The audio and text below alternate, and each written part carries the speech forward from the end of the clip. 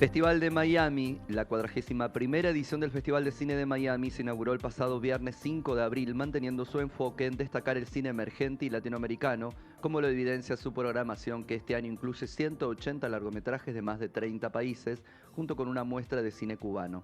Bajo la dirección de Buley, la primera edición de este año presenta una destacada muestra de cine cubano compuesta por 9 producciones realizadas tanto en la isla como en el extranjero. En la sección oficial del festival, que cuenta con 17 largometrajes, se exhiben representantes de diversas cinematografías, como las venezolanas La Sombra del Sol, dirigida por Miguel Ángel Ferrer, y Vuelve a la vida de los hermanos Alfredo y Luis Carlos Weck. También se destacan las películas españolas Cerrar los ojos, dirigida por Víctor Erice, y Que nadie duerma, de Antonio Méndez Esparza, así como la argentina Puan, dirigida por María Elche y Benjamín Neistat, entre otras obras. Estas han sido las noticias nacionales e internacionales para el panorama de noticias de cinefilia.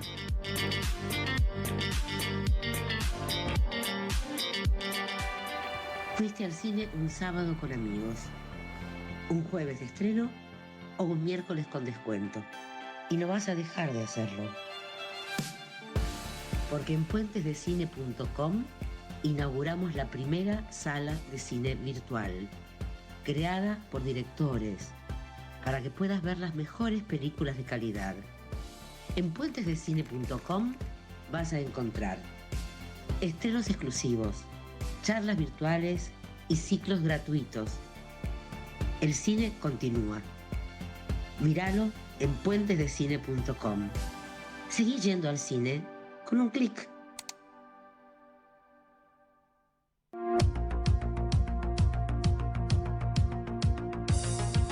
En Cinefilia hablamos de cine con quienes hacen cine.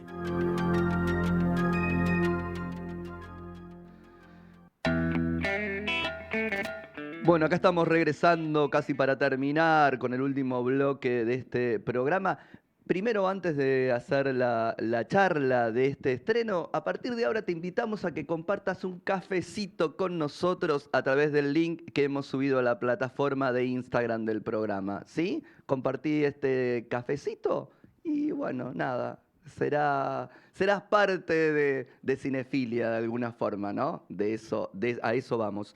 Y vamos a hablar de otro de los estrenos de esta semana que renovaron cartelera. Es un documental, el documental se llama Hemsek y estamos con su directora Julieta Lande. Julieta, buenas tardes, gracias por estar acá en Cinefilia. ¿Cómo va? Hola, ¿qué tal? Gracias por la invitación. Estábamos hablando mucho antes de empezar, de salir al aire.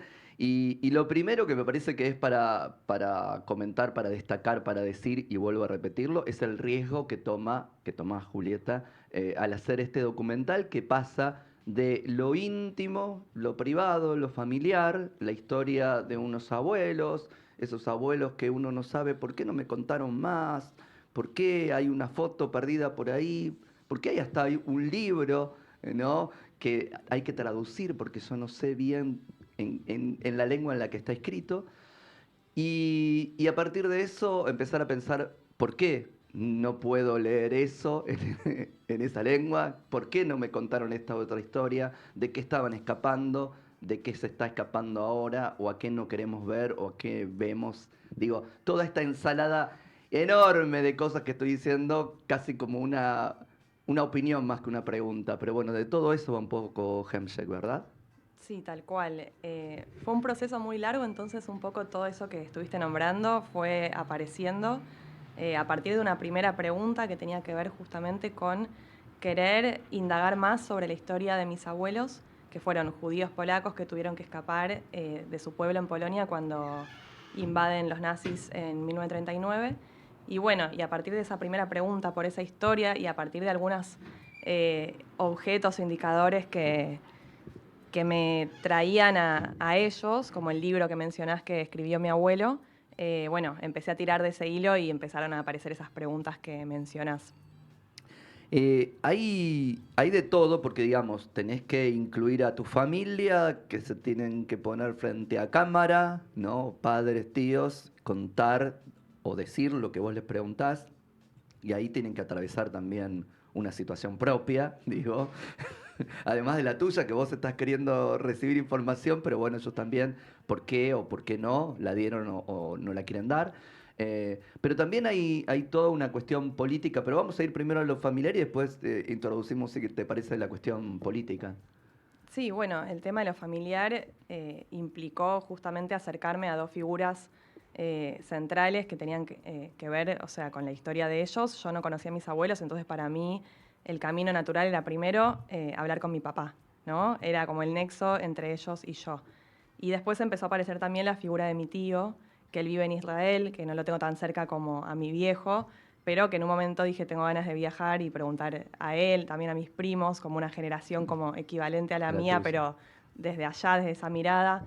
Entonces sí, fue un proceso que empezó a incluir a la familia y bueno, y por suerte tuve también el acompañamiento, ¿no? De poder libremente preguntar, indagar, que no necesariamente es tan fácil y que nadie me lo había pedido. Entonces, bueno, fue una búsqueda de mucho tiempo y un trabajo también dentro de la propia dinámica familiar que llegaron hasta lo que es la película hoy.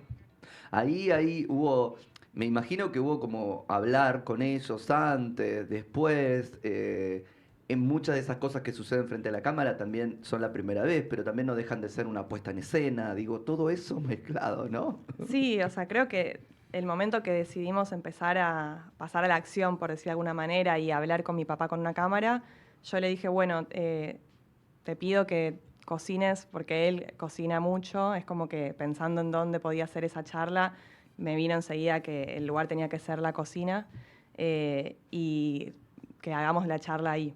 Entonces, como que yo había pensado algunos temas que quería abordar y bueno, y él mientras cocinaba me iba contestando y así se empezó a dar esa dinámica que cada una cantidad de domingos de pronto íbamos a la cocina, cocinaba otro plato, charlábamos, mucho de eso ni quedó en la película, digo, hay días que Claro. capaz ni aparecen, pero que empezaron a aparecer, bueno, cosas que uno cuando tiene una charla previa, digo, en la vida cotidiana, de pronto encuentra como la punta del iceberg sobre dónde seguir explorando. Entonces tal vez habían cosas, como decís vos, más de puesta en escena de yo sé que si le pregunto esto me va a contar esta historia, y otras que no, que fueron como descubrimientos de la propia conversación.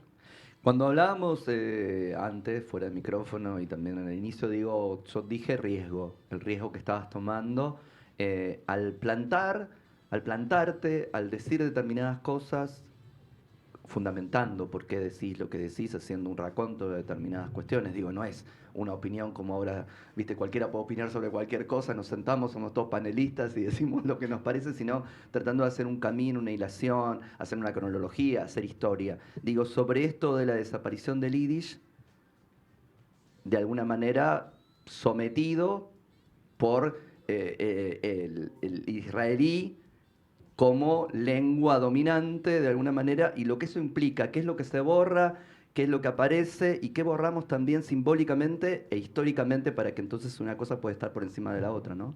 Bueno, eso fue una pregunta que empezó a aparecer cuando, como te contaba antes, este libro que ellos escribieron, que estaba escrito en Yiddish, cuando me empiezo a preguntar, bueno, ¿por qué yo no puedo acceder, ¿no?, a esa lengua? Siempre había escuchado, o lo que me habían transmitido de más chica, era que el Yiddish era la lengua que hablaban ellos, que cuando termina la guerra y las distintas personas judías que sobreviven emigran a otros países, bueno, se terminan asimilando y dejan de hablar esa lengua y eso lleva naturalmente a la extinción de la lengua, que en una parte fue así, pero también había otra parte que la encontré más investigando, como decís vos, como fue un proceso de investigación de leer libros, ver películas, otras referencias, digo, como muchos años que iban apareciendo capas y capas, donde de pronto empiezo a llegar a otras razones, ¿no?, que tienen que ver con esta extinción del Yiddish y que tienen que ver justamente con la creación del Estado de Israel y como toda nación empieza a instalar como un relato Relato. dominante y sus símbolos y bueno, y su lengua también. Entonces ahí es donde se define que la lengua oficial va a ser el hebreo moderno y bueno, y justamente esa decisión implica que el Yiddish empieza a quedar atrás. E incluso es perseguido al principio de la creación del Estado, censurado, había diarios que de pronto se censuran por eso, como se abre todo un abanico ahí que me empezó a interesar y que me hizo también entender un poco más por qué acá, institucionalmente, a mí no me lo enseñaron. En las escuelas judías en una época se enseñaba Yiddish y después de la creación del Estado de Israel y con el paso del tiempo se dejó de enseñar. Bien. Ahí entonces surgen determinadas pues, cuestiones que tienen que ver con problemáticas que aparecen, se acallan un poco porque hay otras coyunturales y globales, digo también, y en otros momentos vuelven a aparecer, digo, ahora justo estamos en un momento en el que vuelven a aparecer a partir de los conflictos que otra vez están sucediendo en este mismo momento, vuelven a aparecer las cuestiones de lo identitario, de dónde me paro, de qué significa la identidad, cuáles son las costumbres, esto que estoy adoptando es mío o es una imposición y por qué, ¿no? Sí, yo creo que hubo un momento también donde me di cuenta que sabía mucho de Israel, porque siempre desde chica me inculcaron como que era parte, bueno, de nuestra tradición, que igual para mí lo sigue siendo, porque fue como me eduqué, pero que no sabía nada de Polonia, por ejemplo, y mis 4 abuelos eran polacos. No solo eran judíos polacos. Polacos.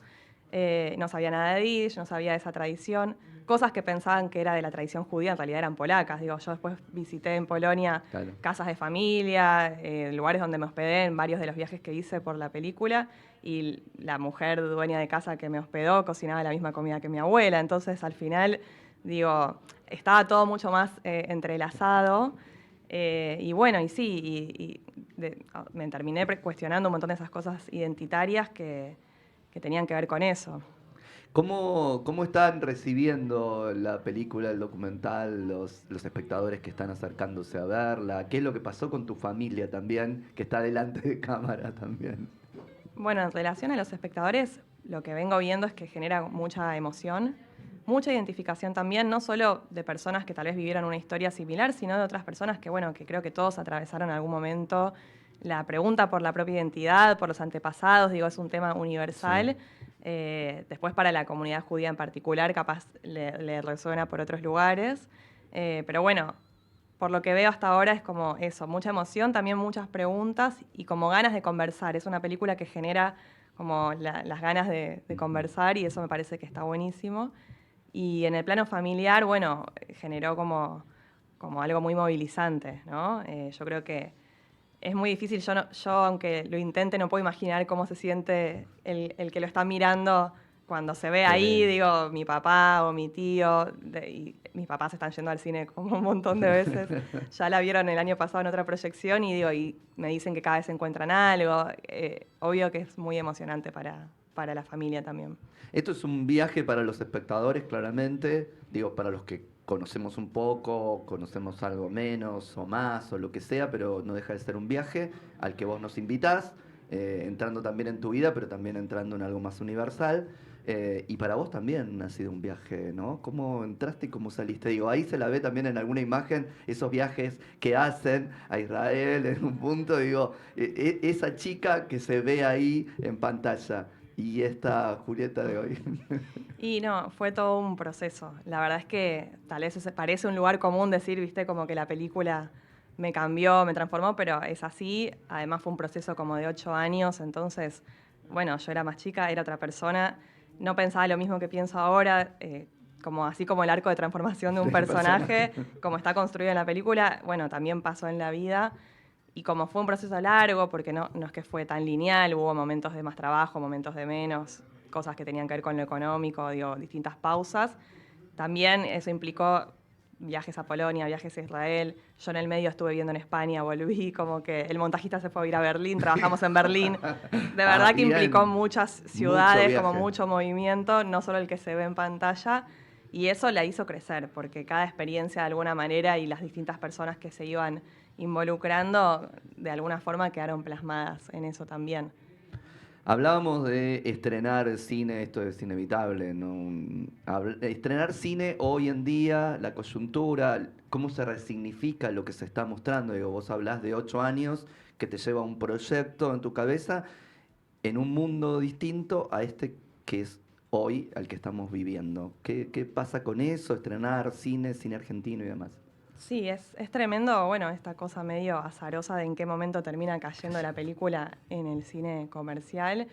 Eh, bueno, la verdad que, como te contaba antes de que empiece la entrevista, es movilizante que esté ahora en el Gomont en un contexto tan tremendo y de tanta amenaza al cine argentino. Por otro lado, es como valioso también que pueda estar ahí ahora. Y bueno, y lo mismo con la coyuntura de lo que está pasando en Medio Oriente. La verdad es que la película se resignifica, el visionado, más allá de que la película es la misma que el año pasado, a partir de lo que pasó, uno la ve y encuentra otras cosas y te plantea preguntas que claramente chocan con lo que está pasando ahora y bueno, en un punto también me parece que es importante por eso que se vea y que se pueda generar un debate posterior. Totalmente, esa es como la idea de que el arte está un poquitito, toma de su tiempo mucho, pero está como un pasito más adelante y en algún punto vuelve a hablar con su tiempo. Y eso, digo, hay muchos ejemplos, creo que hoy han pasado todos los ejemplos resignificados de las películas que se filmaron o se pensaron en un momento y llegan ahora. Y es azaroso y a la vez creo que no es azaroso. Es verdad, sí, ¿No? es verdad. Sí, Las sí. dos cosas pueden ser. Nada mejor que ustedes, que son los que hacen cine, inviten a los oyentes al cine. ¿Dónde se puede ver Handshake? Se puede ver en el Cine Gaumont hasta el miércoles 10 de abril a las 19:15 horas todos los días. Perfecto, ahí están, pueden ir porque además está la posibilidad de hablar con Julieta que está acompañando la película, dudas, preguntas, cosas que han quedado dando vueltas a partir de ver o expresar las emociones que han transitado también, no tienen que ser tampoco ni dudas, ni consultas, ni preguntas, pero también por lo menos tienen esa posibilidad de encontrarse con ella en la sala del cine Gomón y como decimos en Cinefilia, vayan al cine a ver cine, en este caso buen cine, nos va a dejar pensando un montón de cosas que nos preguntan, nos cuestionan y vale la pena. Julieta, muchas gracias por Gensep y por este tiempo acá con Cinefilia. No, gracias a ustedes por la invitación. Nos vamos un poquitito a hacer así una voltereta en el aire y regreso.